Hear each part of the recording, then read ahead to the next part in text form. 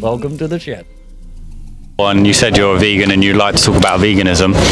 My question to that is, how do you think the transition is going now for people of awareness? Because since COVID and everything else, people become a lot more aware of nature and the world. So have you seen through your period of being a vegan, there's a lot more happening now? Well, I've been vegan myself now for 2 years, so I took the COVID lockdowns and everything as an opportunity to rejuvenate and regroup and rethink about the way we sort of live. Me too. And so I think I'm very positive of the way things are going within the food industry itself. And what do we do as a society? I think there's more events happening and people are sort of more aware of these diets, and of course I think more and more pubs, venues, restaurants try to sort of make people aware, of course. Yeah. I mean, it's like cigarettes. People know cigarettes cause cancer pretty badly, and the packaging is pretty brutal. So in essence, I think it's mainly the disconnect between nature. We got a fucking helicopter, yo. They're streaming it. Yeah, you're streaming live on the street with Ryan. The helicopter's here, and he ain't fucking off either. I think they'll still hear us from here. But when I talk to most people that eat meat, you know, it's even the names bacon, not pigskin. You know, they're disconnect towards the product. So my way of thinking is the thing that's pumped out the most is the product. If there was some sort of way that the packaging could show how it got to that stage, that would shock people massively, I think. But when you go to most supermarkets, you have a picture of a smiling cow, you know, next to legs. So my question to you really is, like, what do you think is the main part that switched in your head?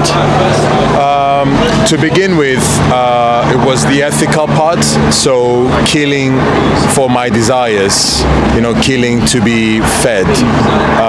But then the more I dig into it, the more I understood that is more than that. It's about, and I think with COVID, what we all understood is like life is not granted, and we like health, our health is like suddenly it made more sense for us to, I don't know, like look after your health. And I think cutting off red meat and milk and dairy, and of course then I start to educate myself. I start to watch documentaries on Netflix, on Prime, Amazon. I think I'll recommend the latest one I've watched 3 months ago was the Eating Our Way to Extinction. Yeah, I like that one too. So that one was really powerful one. I really recommend people watching that. Have you seen Kiss the Ground? No, Kiss the Ground, no. That's a good one, because it looks at what it looks at as well is, okay, we've got billions of cows now, right? So if everyone just suddenly stopped, then you got to look at, like, what are we going to do with all these cows? You got methane, you got a whole entire system where, you know, you can't just eradicate them. Yeah. So how they look is like the problem with agriculture really is the feeding, because it's the soya plantations, but at the same time it's desertation. So you know how they're feeding them. You got feeding pens for miles, and if there's no soil, the carbon will just bounce. So for like loads of places, what they're now doing, rather than kill the cows, obviously in that sense, they're still doing agriculture and eating animals, which is still obviously bad. But what they're actually doing is teaching farmers and everything else to use the cows to graze, you know, chop and then move on, so that we haven't got this carbon problem. But then, should you still eat the cow after? Obviously, me and you will probably disagree, but it's a really bad system we've got. A transition needs to be made, and maybe that's a good way to sort of integrate it within the transition. But yeah, I think the way I see the future is that those animals will sort of be sort of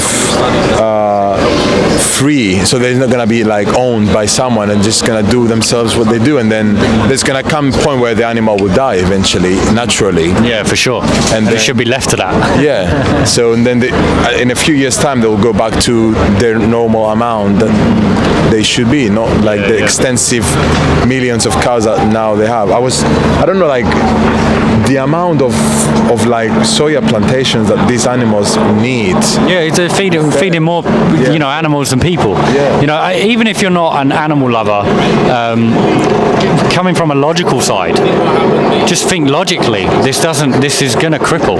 Yeah, and again, as you say, using the logic, a human animal, a human mammal, eating or drinking the milk of another mammal is just it's mad. There's another YouTuber guy, activist I've spoken to called Joey Carbstrong, and he basically did a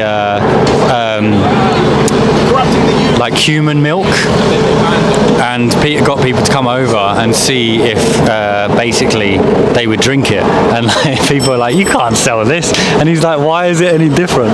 So I mean, it's only making it a visual object or showing the process in a different way that opens other people's realities, and also having conversations like this, you know, that helps, because there's a massive form of brainwashing going on.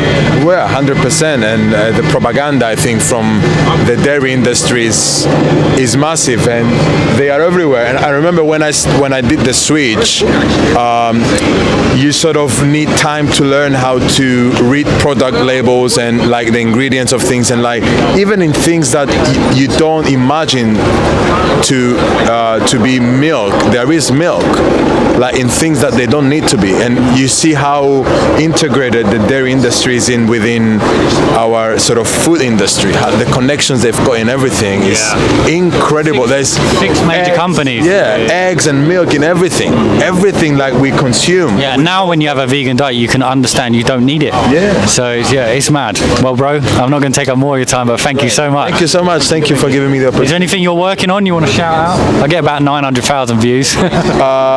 Yeah, I mean, currently I'm trying to be an architect, so I'm still doing my postgraduate in Kingston University, and I'm doing a few collaborations with some people and trying to change the way we live and in more like an urban scale. Yeah. So, do you ever want to build anything at Burning Man? I had the opportunity 2 years ago to be part of a team in Burning Man, but I don't feel that I belong with the principles. The riffraff. Yeah, the Burning Man. No. No worries, bro. Thank you so much. Thank you, man. Wicked. No worries. Wicked. Cheers. Welcome to the chat.